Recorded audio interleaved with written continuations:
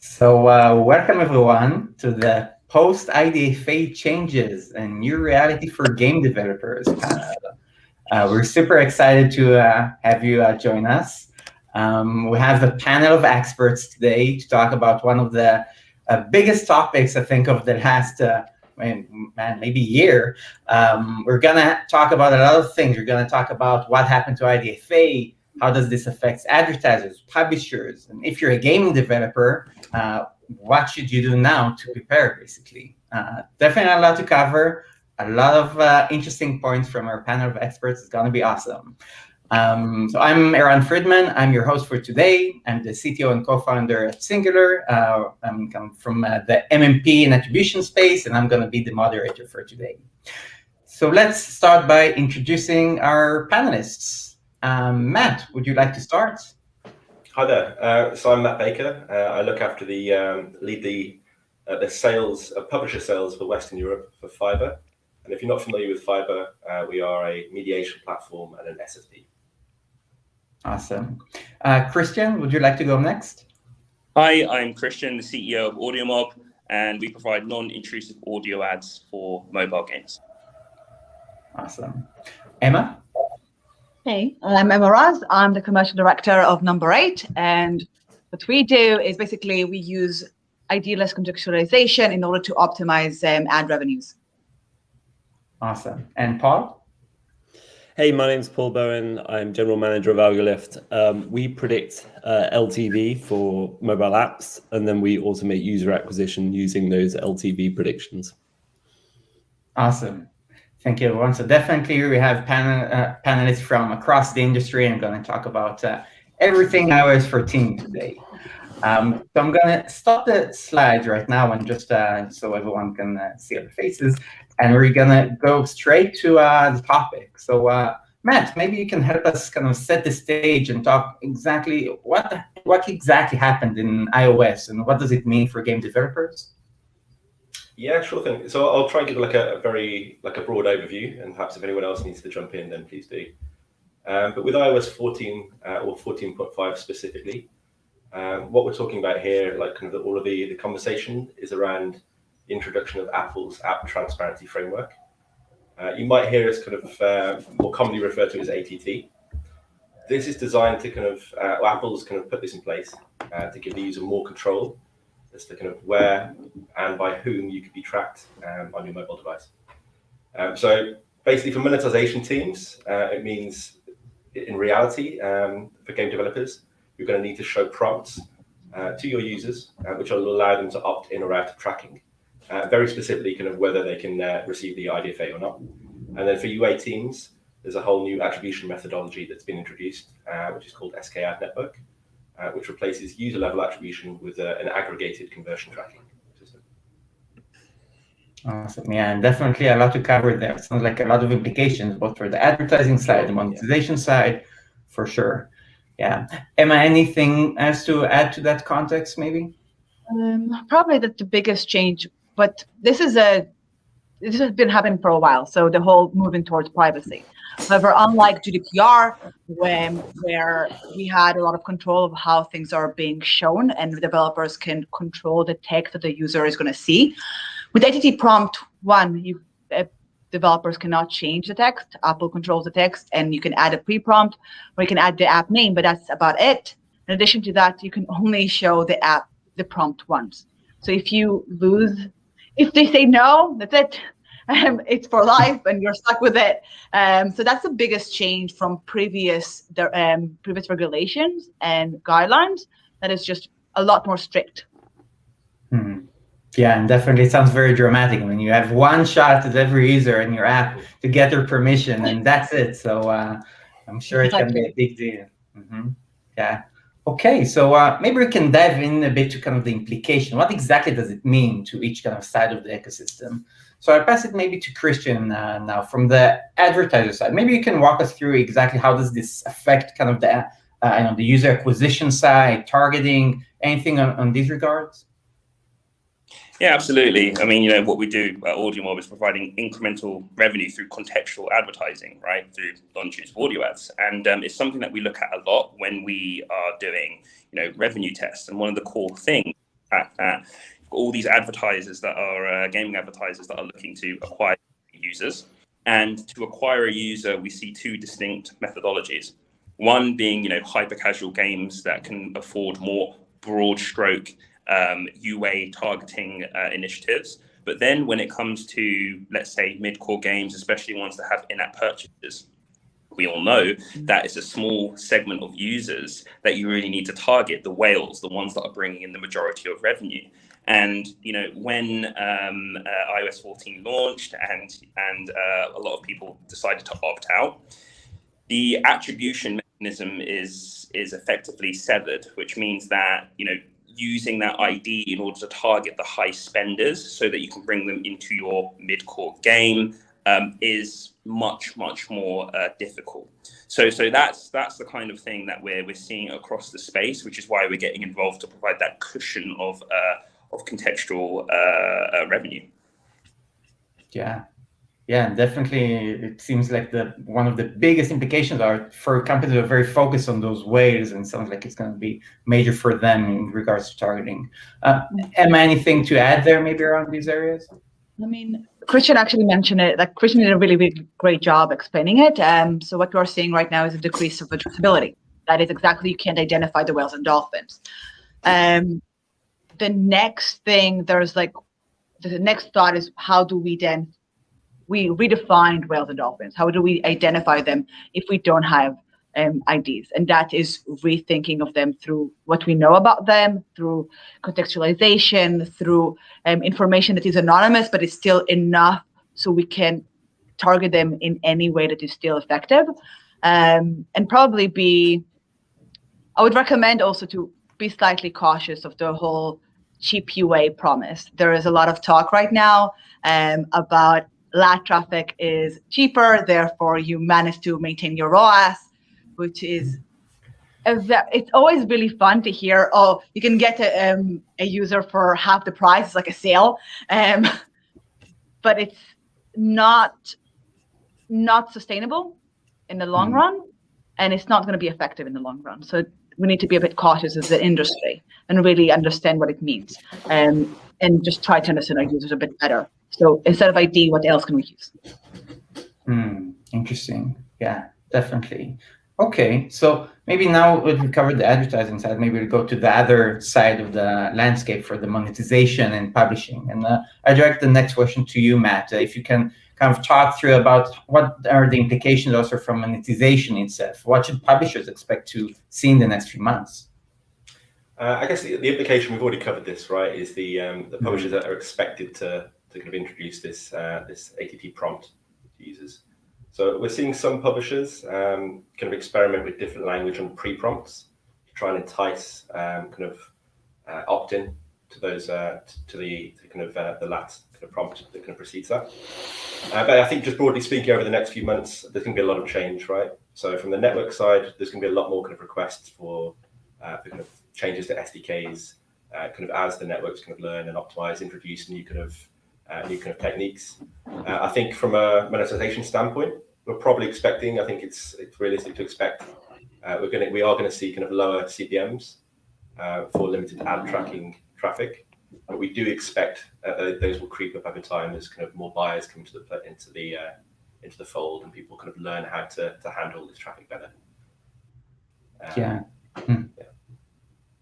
Yeah, definitely. It sounds like it connects with kind of the cheaper UA promise that might be unsustainable and later on, as you're saying. Sure. Yeah, I think in terms of kind of timelines, I think I'm sure we'll touch on this a little bit later on, but it's still very early days at the moment as well. So I think broadly speaking, we're only seeing about 15% of kind of users that are actually adopted iOS 14.5. So anything that we see right now is just really kind of a guess at kind of what it's going to kind of extrapolate to. But I think in terms of timelines, we probably expect kind of mid to late June before we see kind of the full adoption of iOS 14.5. Interesting. Emma, what do you think from your side? Do you see the same from the monetization side? We're probably seeing the same in terms of adoption rates, which is also part of the reason why there are so much variations. If you look at ATT opt-in, you see many reports, some of them state 4% of the users opt in, some say 45% of the user opt in. So part of it is because there's such a low rate of adoption, which kind of slows down the impact on the industry, which is good for us in terms of okay, it will give us some time to adopt and change and kind of get used to this. However, there's some rules of math that cannot be broken. If people are paying less for impression, then you publisher makes less for impression. There are some rules of just basic math that cannot be changed. So it will be more of a question of how the industry will adapt to it. Because we can either go down that path of advertising on that will become more competitive, so people will spend more, but conversion will stay low, and that probably will affect the whole ROI balance. And then we can either rethink of the whole how we monetize apps in the first place, or option number 2 is rethink of addressability and find new ways to target users that help us maintain basically maintain the same effectiveness and the same KPIs for advertisers while still keeping revenues up. So there's basically 2 possible developments. Hopefully we'll find a solution which is sustainable, because that means that we don't need to get back to the drawing board and redraw economies, but I guess time will tell. Yeah, for sure. Definitely, it's going to be interesting to see how things develop in the next few months. Okay, so Paul, let's turn it to you. Definitely a lot of changes, and I'm sure there's a lot of technology building sides that we needed to kind of address. What are the main investments and tech changes that you've made on your end to prepare for these changes? Yeah, so AlgoLift predicts LTV at the user level and uses those LTV predictions to understand long-term campaign performance. So, we aggregate user level predictions up at the campaign level or at the channel level. So with the effective deprecation of IDFA, that becomes impossible, right? So we can't measure the long-term performance of those campaigns. So we've done a couple of things. Firstly, we've built a campaign measurement model for SKAd network campaigns, and effectively what that does is allow advertisers to understand the long-term returns of their SKAd network campaigns. So when you don't have the IDFA to join a click with an install, you can still measure the long-term performance of your campaigns. So to sort of build that model, we did a couple of different things. One was we needed to ingest new data sets. SKAd network comes with a bunch of new data that is important in terms of post-install performance. So ingesting the conversion values at the user level when they're set. So when the device sends them to the ad network, that's a piece of data that we're now collecting. We're also collecting the postbacks from the MMPs. That allows us to fuel our probabilistic attribution model. And then we've also built a automated algorithm to output the optimal conversion value. So basically what we do is look at the LTV curve of an app and then map D0 events to LTV. And we have an automated algorithm that basically determines the optimal definition of conversion value.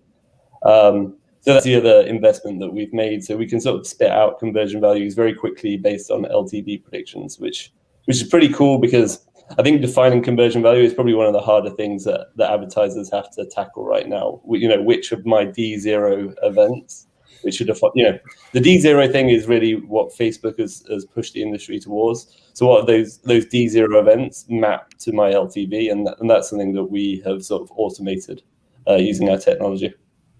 Mm-hmm.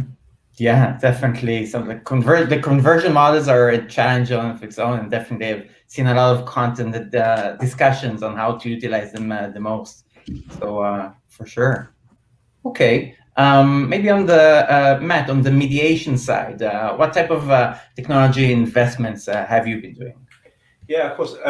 So I think we've the obvious steps we've taken, right? So to update SDKs to support iOS 14.5 and SKAd network specifically. With that, we've had to update Exchange APIs to, again, support SKAd network and a whole host of new OpenRTB extensions for a set of contextual parameters which we built. So on that one, we've kind of done a lot of effort. We put a lot of effort into kind of building out the data sets that we pick up from the devices using our SDK to make sure that we're kind of putting as much data in the hands of buyers as possible. So things that we previously weren't passing before or not supported as part of OpenRTB. Some examples like kind of whether the user is in battery saver mode, what the session depth is, so how many ads the user has already seen, whether the user is a previous clicker, available disk space, all of this stuff that we think are going to be really important buying signals for our buyers. So we've kind of not only kind of built out those parameters, but we've had to do a lot of work with building out extensions for the OpenRTB spec as well to kind of support those. I think longer term, we're kind of starting to look now around how we can support publishers to kind of ingest first-party data and kind of provide that to buyers in a standardized way as well. So that's early days for that. So we've kind of laid the groundwork with the kind of contextual work that we've been doing, but we're looking to bring in that first-party data and kind of start passing that on through the pipes that we have available. Okay, sounds like a lot to do. Okay. It's been a busy year for sure, yeah. Mm-hmm. Okay. Well, I think one of the kind of more common questions that we've been asking, and we've been kind of hearing from advertisers and publishers, are what are kind of the early learnings and data points that we see, especially we're at about 1 month after iOS 14.5 was officially released. So I'm wondering if kind of people have any interesting learnings and insights from kind of the real data. So Emma, maybe we can start with you. Any interesting learnings since 14.5 got out? Well, we are not, so we don't run campaigns. We're not an ad network. We are the people kind of in between. And what we do is we basically use the data that we see on the device, calculate everything on the device because we use edge computing, and then identify the audiences. So what we're seeing mostly is how even the response of how people are addressing or are able to consume information. So for one, both media agencies and brands are slightly late in the preparation. They were so busy with cookies being phased out that they're almost now, okay, so this is happening. We need to now figure out what we're doing with this. And that is not as serious for DSPs, but they are having a bit of a challenge with understanding how they can actually target anonymous data. It's part of what we do and what we specialize in, because we take a bit of a different approach. We don't send the raw device, like the raw data, but we actually try to do all the analysis on the device and send only the cohorts and only the more behavioral based insights. So like, let's say people that are joggers, or if you are right now stuck in traffic, things like that. And that is part of the whole trying to bridge between how the buy side is used to buying and how what kind of information we can actually extrapolate from the app itself, and what is contextualization within the app. And the same kind of situation is happening with omnichannels. So omnichannels such as audio are also a bit more traditional, and therefore they haven't been as prepared, or were busy dealing with other issues such as the cookie phasing out. And it's now almost like a double whammy, like IDRs are going away, cookies are going away. How do we target? What do we do now? Because they heavily relied on DMPs that are no longer, they can just no longer work, not in the same way they have before. Mm-hmm. Yeah. Wow. Yeah. But so same question to you, Paul. Any learnings that you see, or any interesting data points from the first few weeks? Well, yeah, I think we've already covered the penetration, or sorry, the opt-in rate. The penetration of iOS 14 and the opt-in rate. So I think we're at roughly sort of 15% now. So it's still pretty low. So the other real driver around sort of lack of data here is that most advertisers, especially on non-self-attributing networks, are using fingerprinting still to measure the performance of their campaigns. So there is a lack of data. I think there's also a reticence to spend on SK Ad Network when you have an alternative. So if you're able to use fingerprinting, why would you spend on SK Ad Network campaigns, with less certain results? There is one data point that I have. There was an advertiser on the so Algolift is owned by Vungle, and there was a advertiser on the Vungle network who stopped using probabilistic attribution fingerprinting and moved fully to scan attribution, and they saw a 52% drop in IPM when they moved fully to SK Ad Network. So that's a pretty significant drop in their IPM. They also saw a 94% increase in their CPI at the same time. So that gives some indication of the world that we may be in when Apple pushes out 14.6 and forces the update on that. Concerning results, that's obviously a fairly unoptimized campaign right now. That's very early results, but when we don't have that IDFA to optimize campaigns, it becomes much more challenging.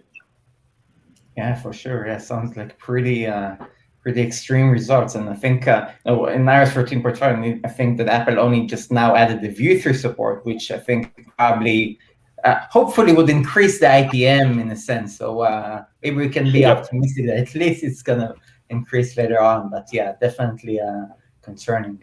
Okay, maybe we'll keep it with you, Paul. And now we're talking about kind of ATT and the probabilistic. But if we focus really on the SK network still, how do you see in general the adoption of SK network and the conversion models? Do you feel that advertisers are generally ready with it, or to what extent? You gave kind of the example, but when you look at broadly in the industry. I mean, I don't have quantitative data, but generally, no, I don't think anyone's still ready. People are still working on their conversion values now. Even some of the biggest advertisers that I'm having conversations with, and they're still thinking about what should I do. Some of them are just using very simplistic models, so payer, non-payer as a model. Facebook historically has compressed payers into conversion values into payers, non-payers. They're becoming more complex.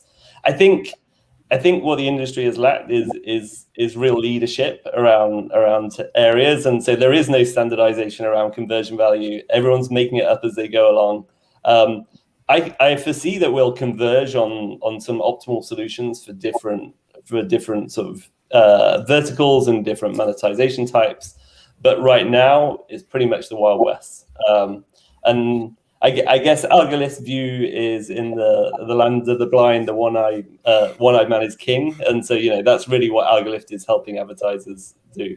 Really help to find that optimal conversion value and to understand that long-term ROAS of their campaigns. Because right now it's the Wild West. Yeah, sounds like it.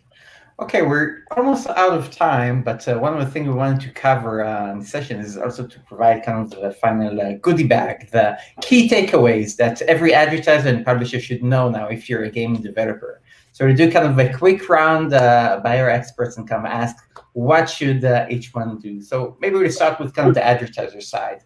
What should advertisers do right now to prepare? Emma, would you like to start? Sure. So as I said, be very critical of cheap UA. It's not that cheap. So probably think about it before you buy. First-party data is your friend and it's fundamental. So I would invest in it and I will get to know your whales and dolphins and anyone, get to know your users really well. There are other ways to target them. You just need to know who they are.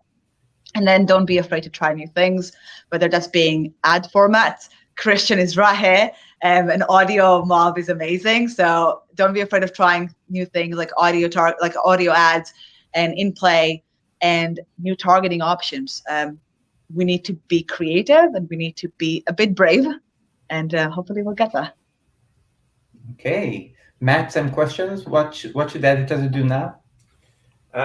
For me, we're in this really fortunate kind of window where we have a slow take-up of iOS 14.5, right? But we also have all of the contextual parameters.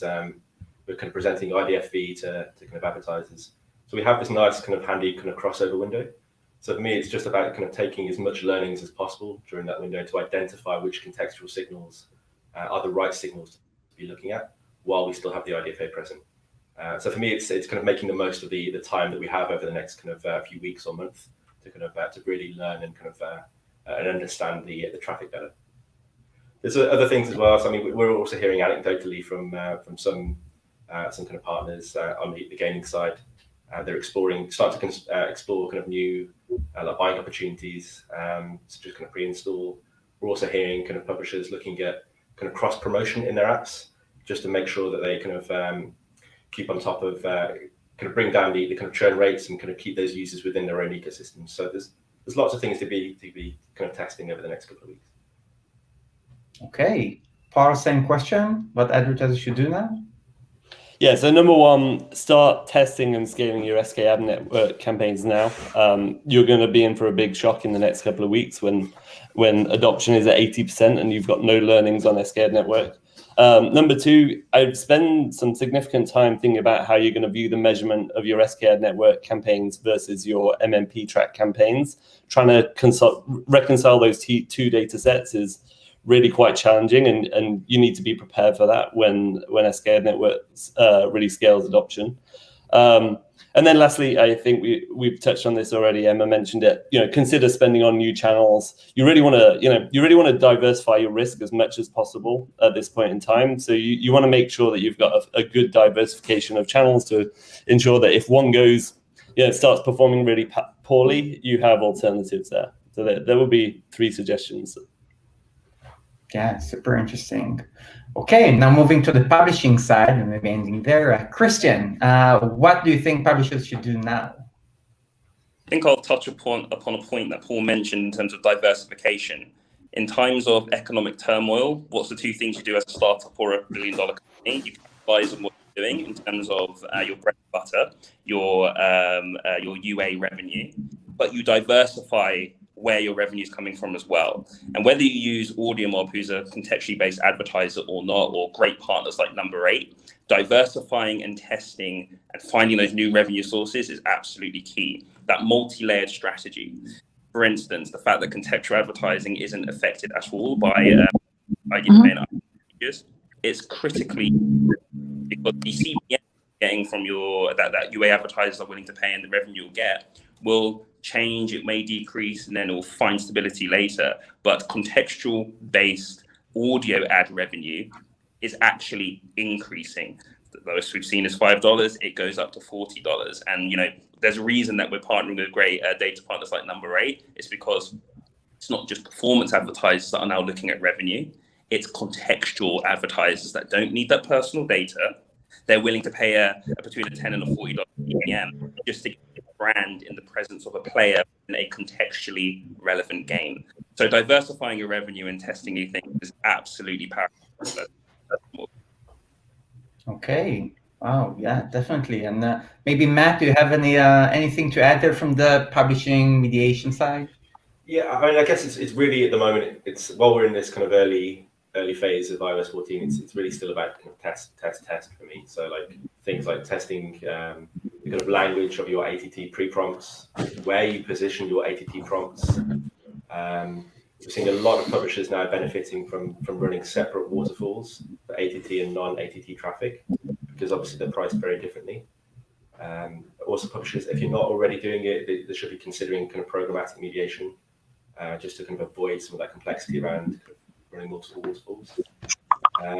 But yeah, there's all sorts of things as well, like whether it's kind of testing ad frequency, new placements within the games, and as I mentioned before, like starting to explore kind of the idea of like cross promotion, especially when you're talking about hyper casual, where you only have that user for a short amount of time. Maybe it's worth exploring kind of cross promotion across your titles. Mm-hmm. Okay. And Emma, anything to add there? Well, we have we coined a term called FOMI in the company, and we use it everywhere. One is basically saying first-party data, all device computing, on like ad monetization will be probably impacted. So you need to try new formats. Christian said it best. Diversify your revenue streams. and IDs are going away. The train already left the building. It left the station. We might as well get on it. We can't just we need to embrace it and kind of figure out something else. We can't just continue to hold on to them. Yeah, definitely. Okay, so I'm already getting kind of the messages that we're out of time. Definitely a super interesting topic, a lot to cover. All of our experts are also approachable via LinkedIn, I assume, and kind of probably the conference can provide contact, so feel free to reach out in case of any additional questions. So thank you, everyone, for being with us today. I think it was super interesting and relevant. Thank you, Emma, Matt, Christian, and Paul for joining us today. Good luck with handling all these changes, and enjoy the rest of the conference. Thank you. Thank you, guys. Thank you. Thanks. Thank you.